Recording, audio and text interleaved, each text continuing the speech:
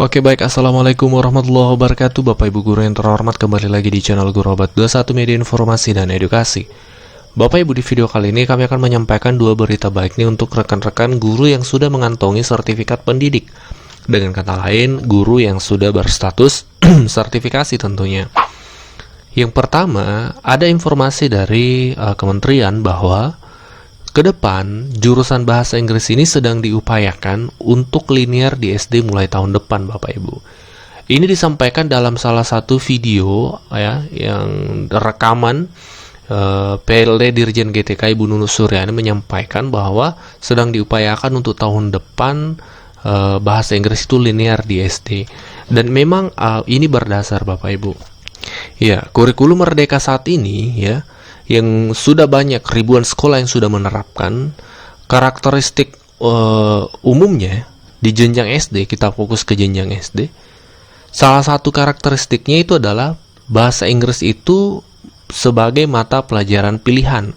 Ini yang membedakan dengan K13. Di kurikulum 2013 memang bahasa Inggris ditiadakan, bahkan pilihan pun tidak termasuk. Nah, untuk kurikulum Merdeka, bahasa Inggris ini naik levelnya menjadi mata pelajaran pilihan. Dengan kata lain, kurikulum Merdeka, sekolah yang menerapkan kurikulum Merdeka, itu bisa menerapkan mata pelajaran bahasa Inggris dan itu bisa dimasukkan di Dapodik dan diakui oleh kurikulum. Dengan demikian, ketika sudah masuk Dapodik dan masuk dalam struktur kurikulum bahasa Inggris itu, maka otomatis butuh guru dengan ijazah bahasa Inggris, dan disitulah nanti linearitasnya. Nah, ini yang disampaikan oleh pihak Kemdikbud. Memang belum secara resmi ditetapkan dalam sebuah peraturan menteri atau keputusan menteri, tapi ini informasi awal bahwasanya ke depan ini sedang diupayakan linearitasnya untuk bahasa Inggris di SD, Bapak Ibu. Ini kabar gembira yang pertama untuk guru yang sertifikasi di bahasa Inggris ya, seperti itu. Tapi mungkin kekurangan jam di SMP atau SMA. Ini informasi yang pertama. Nah, selanjutnya, kabar baik yang kedua ini terkait tunjangan-tunjangan guru, termasuk untuk rekan-rekan guru sertifikasi. Selama ini kan secara umum ada 3 tunjangan guru ya. Yang pertama, tunjangan profesi guru untuk yang sudah sertifikasi. Kemudian, tambahan penghasilan untuk yang belum sertifikasi ya. PNS yang belum sertifikasi 250.000 per bulan. Kemudian tunjangan khusus guru untuk guru PNS ataupun non-PNS yang bertugas di daerah khusus, daerah terpencil, terluar seperti itu, daerah 3T. Nah, ini 3 tunjangan guru yang kita kenal selama ini, Bapak Ibu ya. Nah, plus ada satu ketiga tunjangan guru ini sumbernya kan dari APBN. Sumbernya dari pusat, Bapak Ibu ya, dari APBN ditransfer dari pusat, ditransfer ke daerah melalui DAK non fisik ya. Kemudian daerah menyalurkannya ke guru yang berhak menerima. Ini 3 tunjangan guru yang kita kenal. Ternyata masih ada satu sumber tunjangan guru yang banyak diterima oleh rekan-rekan guru, tapi ini menjadi polemik, yaitu tambahan penghasilan pegawai atau TPP yang sumbernya dari APBD, anggaran daerah. Nah, selama ini bertahun-tahun ada guru yang menerima TPP, daerahnya membayarkan TPP-nya, ada yang tidak. Dan polemik atau persoalan yang muncul adalah banyak daerah yang tidak membayarkan TPP kepada guru yang sertifikasi dengan alasan sudah menerima tunjangan dari tunjangan profesinya, tunjangan sertifikasinya dari pusat, seperti itu.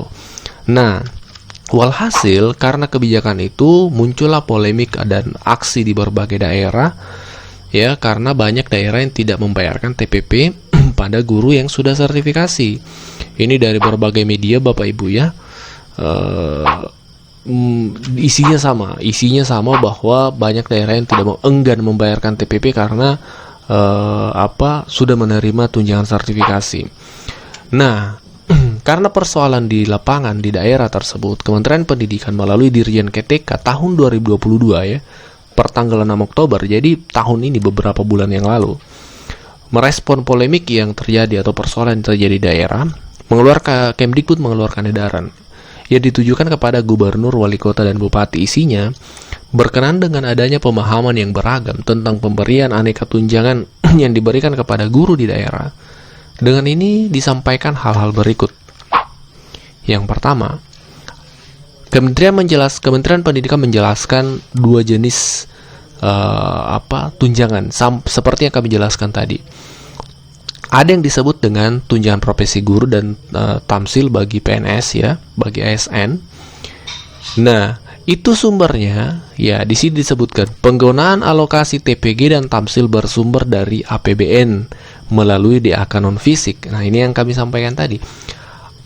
Kalau tunjangan profesi guru dan tamsil yang 250.000 untuk PNS non sertifikasi itu sumbernya dari APBN. Ya, sumbernya dari APBN. Itu dulu yang kita garis bawahi. Yang kedua, Kementerian Pendidikan menyebutkan ada juga yang disebut TPP, tambahan penghasilan pegawai ASN daerah. Ini sumbernya dari mana? Sumbernya dari ini, keuangan daerah ya. Disebutkan dalam edaran ini keuangan daerah. Yang perlu kita garis bawahi di sini keterangannya, pemerintah dapat memberikan tambahan penghasilan kepada ASN daerah dengan memperhatikan kemampuan daerah atas persetujuan DPRD. Jadi pemerintah daerah dapat memberikan tamsil kepada TPP kepada ASN daerah tanpa terkecuali, tidak ada keterangan menyebutkan kecuali guru sertifikasi. Yang disebutkan ASN daerah artinya termasuk juga guru sertifikasi guru yang sertifikasi seperti itu.